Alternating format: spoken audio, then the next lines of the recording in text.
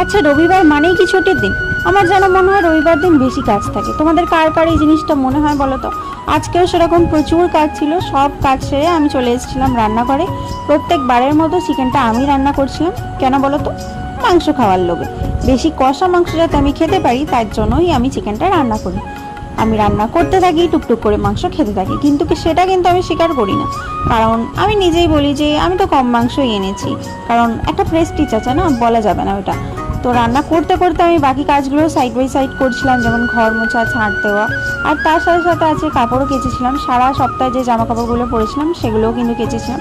মাংসের কালারটা কিন্তু ভালো এসছে, কি বলো? রান্না করতে করতে আমার যে জিনিসটা সবচেয়ে বেশি বিরক্ত লাগে সেটা হলো এই বাসন। রান্না করতে আমার যতটা ভালো লাগে, এই বাসনগুলো মাজতে আমার ততটাই বিরক্ত লাগে। কিন্তু মাজতে তো হবেই, তাহলে আমার মা আমার পিঠে চাল চামড়া তুলে দেবে। তাই মায়ের ভয়ে ভয়ে আমি বাসনগুলো সব সুন্দর করে মেজে নিয়েছিলাম।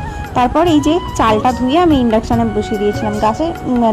গ্যাসের কিন্তু একটু ক্রাইসিস দেখা দিয়েছে, তার কারণে ইন্ডাকশানটাও ইউজ করলাম। গ্যাসে না ভাতটা বসিয়ে আমি ইন্ডাকশানে ভাতটা বসিয়ে দিয়েছিলাম। আর তারপর এই সেদ্ধ করে রাখা আলুটা দিয়ে দিয়েছিলাম। ঝোল ঝোল মাংস করব, কারণ ভাত দিয়ে খাবো, ভাত দিয়ে তো একটু ঝোলঝোলই ভালো লাগে।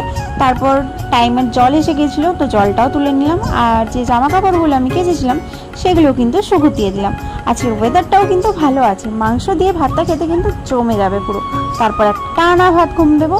তো চলো, আজকের মতো ভিডিওটা এতটুকুই থাক। তোমরা কে কী করলে জানিও। ততক্ষণ ভালো